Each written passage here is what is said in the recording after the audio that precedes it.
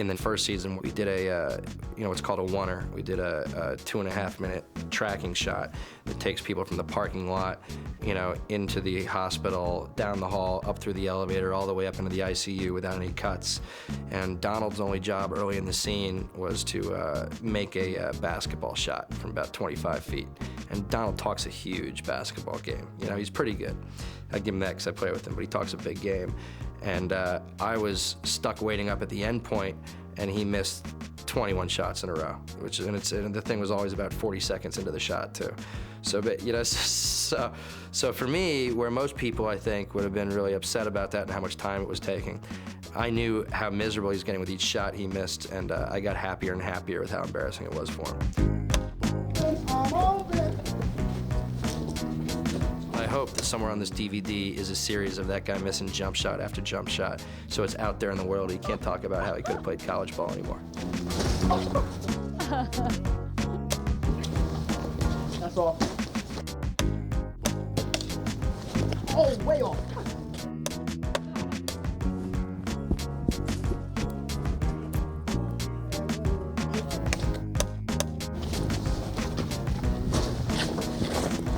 Don't take that with me. I'm open. David.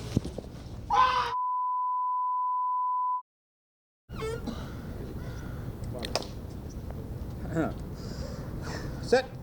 Action.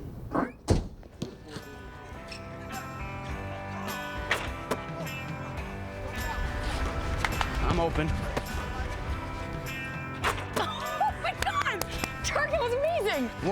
Woman. Shush. You see, it's a lot cooler if we don't make a big deal out of it. Oh, right. Johnny C's a little tough with the background, he never wants, like if he's talking and he's having a hard time with his dialogue and people are walking back and forth behind him, he'll blame it on them. Like he doesn't know his lines, so he'll blame the background. I can't work with them, get rid of that Garas. This is what John does. He doesn't really feel that a director is needed on set. Right? So there's no need to have a director. We got my husband, who's the only person John will listen to. He calls him Billy. And when John feels that he needs another take, John says, again.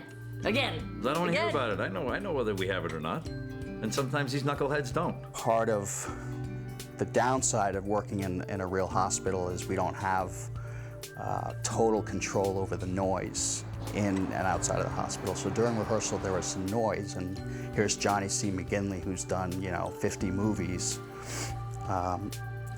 trying to rehearse, and some of the guys were trying to get a jump on the next set and brought some equipment through the hallway, and there was some noise. And John stopped and said to me and the director, we just met, all of us, and he stopped and said, when you guys are ready, call me from my trailer.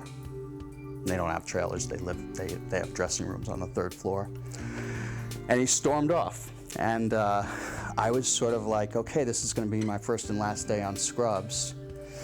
And Mark Buckland turned to me, and I thought he was gonna say something like, well, Paul, what's going on? Whatever. And they just turned to me and goes, they have trailers? And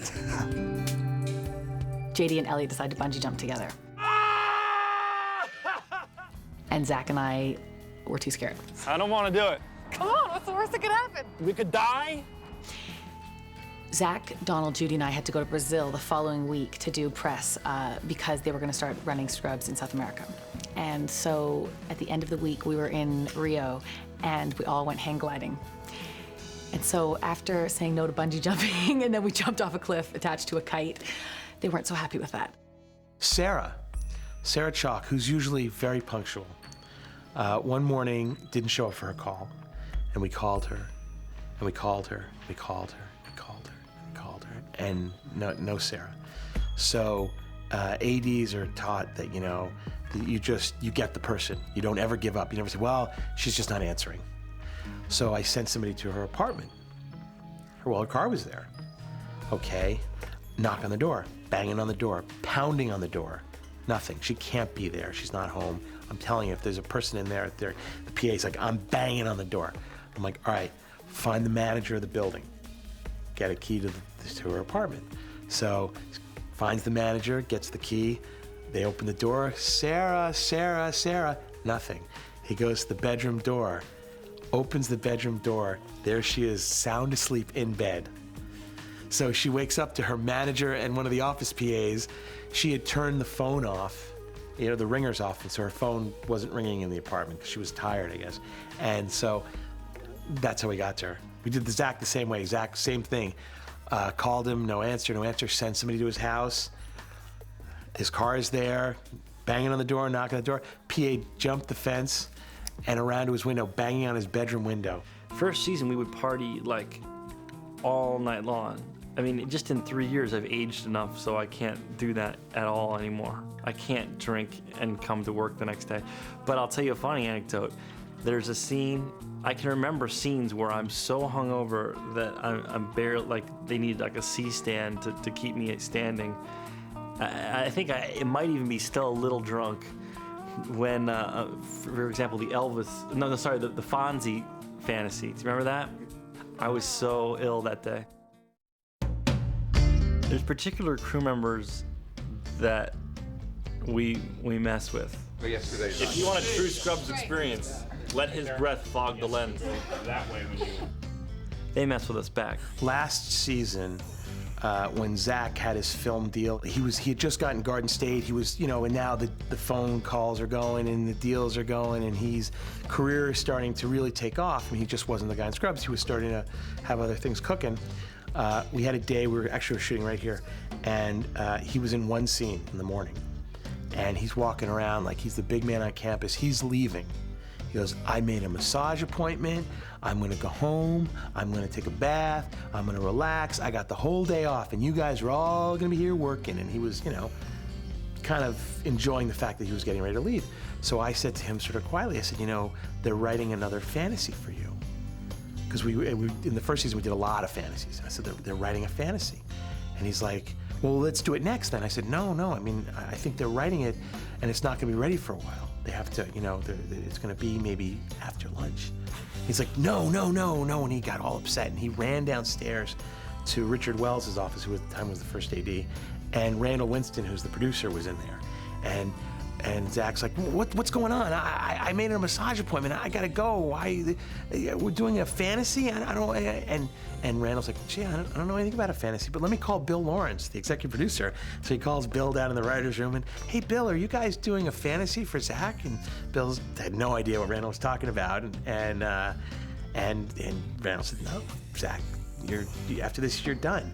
Well, he was pissed that, so he came up here and he's like, don't ever mess with me like that. I've got things to do and places to go and, And Richard came up and he said to me, you can't do that to the cast. It's, it's not right. And, because Richard's a very serious guy and he was a little upset. And then at the party, a few weeks later at the rap party, Bill Lawrence came up to me and he said, if you do things like that, you will have a job here for life. Basically, he said, the more things you can do to screw with Zach and the cast, he said, be my guest. You will have a job here for as long as you want.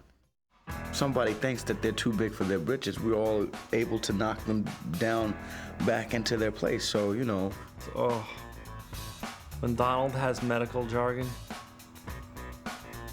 you better call the wife and kids, tell them it's gonna be a late night.